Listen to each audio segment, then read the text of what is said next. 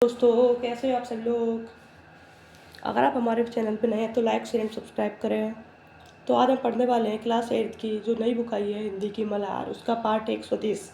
ये कविता है। ये कविता पढ़ने से पहले हम इसके कवि के बारे में परिचय कर लें। स्वदेश कविता के रचयिता गया प्रसाद शुक्ल इन्हें स्नेही भी कहा जाता है, जिन्होंने ब्रज भाषा में कविता लिखना प्रारंभ करी और खड़ी बोली में श्रेष्ठ मतलब सबसे अच्छी कवियों में अपना नाम दर्ज कराया है। इनका जन्म 1883 को उत्तर प्रदेश के उन्नाव जनपद में हुआ था। इन्होंने स्वयं कहा था कि मुझे सरकारी नौकरी के कारण स्नेही के अतिरिक्त मुझे दूसरा उपनाम त्रिशूल रखना पड़ा। राष्ट्र प्रेम की कविताएं के साथ इन्होंने किसानों, मजदूरों, सामाजिक कुरीतियों आदि विषय पर भी प्रारंभिक कविताएं लिखी हैं। इनकी मुख्य कविताएं त्रिशूल, तरंग, राष्ट्रीय मंत्र आदि हैं। चलिए कविता पढ़ना शुरू करते हैं।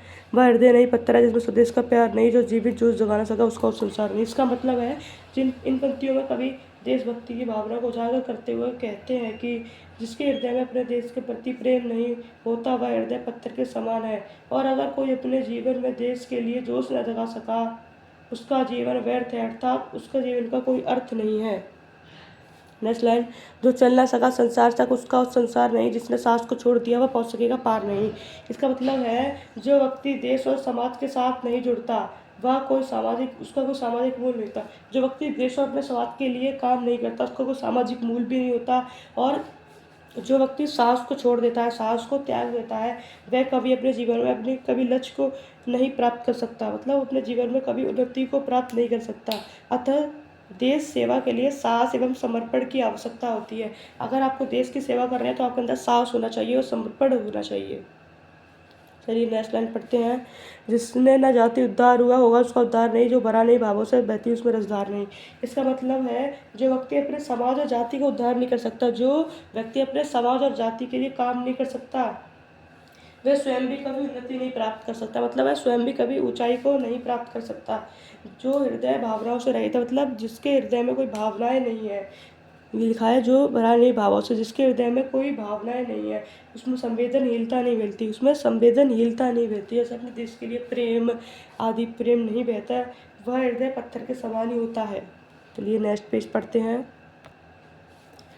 जिसकी मिट्टी में उगे पड़े पाया जिसमें दाना पानी है, मात बंधु जिसमें हमें इसके राधा रानी। इसका मतलब है कवि अपनी मातृभूमि की महिमा का वर्णन करते हैं, मतलब कवि अपने देश की धरती माँ की महिमा का वर्णन करते हैं, महिमा के बारे में बताते हैं, कहते हैं कि हमें इस मिट्टी में जन्मे, हम इसी मिट्टी में जन्मे हैं, इसी मिट्टी में पले बड़े हैं, हमने अन्न जल यहीं पे पाया, यहीं पे हमारे माता पिता परिवार रहते हैं, वही हमारा सच्चा देश है, मतलब जहाँ हमारे माता पिता दोस्त भाई बहन रहते हैं वही हमारा सच्चा देश है। और देश की संस्कृति भी हमारी है, देश की संस्कृति भी सब अपनी है, हमारी है, और हम उस देश के राजा रानी हैं, मतलब हम उस देश के राजा रानी हैं, मतलब सबका इस पर सामान्य अधिकार है, सबका इस पर सामान्य अधिकार है।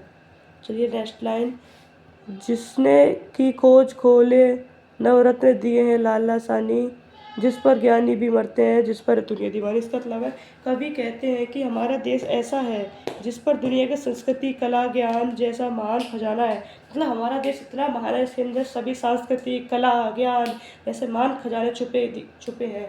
इसकी महानता ऐसी है, मतलब इसकी महानता इसका वर्णन ऐसा है कि दुनिया के सभी ज्ञान इसकी प्रशंसा करते हैं, दुनिया के सभी बड़े से बड़े लोग इसकी प्रशंसा करते हैं और विश्व भर में इसकी अपनी अलग ही पहचान है, मतलब अपने देश भारत की विश्व भर में अपनी अलग ही पहचान है, ऐसा कवि कहते हैं।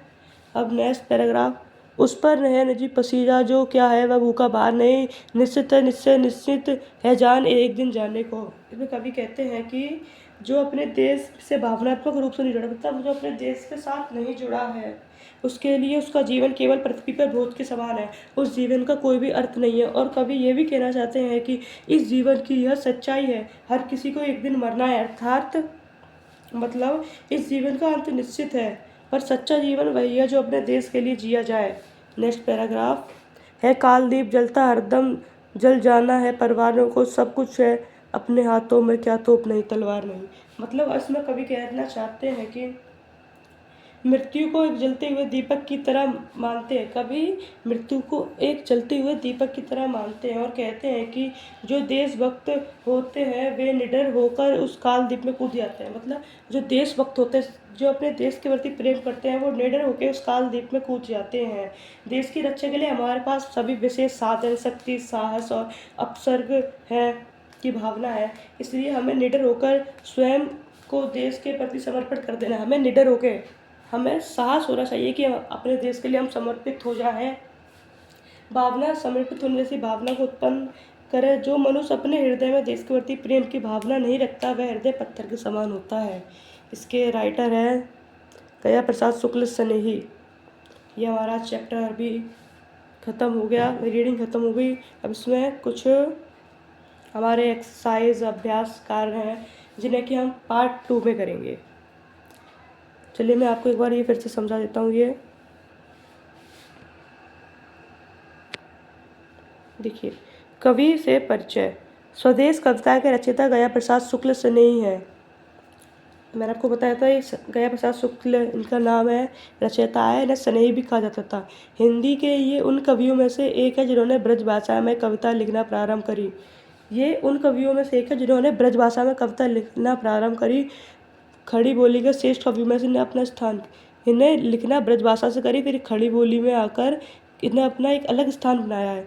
इनका जन्म उत्तर प्रदेश में उन्नाव जनपद में हुआ। इन्होंने स्वयं कहा, सरकारी नौकरी के कारण स्नेही के अतिरिक्त हुए दूसरा नाम भी त्रिशूल रखना पड़ा। इन्हें का नाम पहले स्नेही था, इन्हें स्नेही भी लोग कहते थे, फिर इन्होंने सरकारी नौकरी के कारण इनको अपना नाम त्रिशूल भी रखना पड़ा।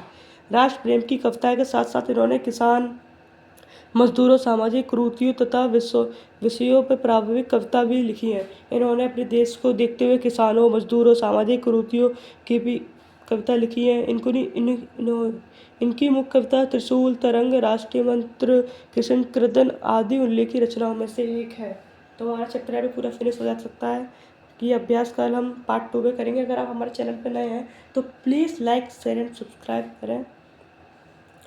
लाइक, शेयर, सब्सक्राइब करना बहुत ज़रूरी होता है। प्लीज़ कर दीजिए share and subscribe. Thank you for watching.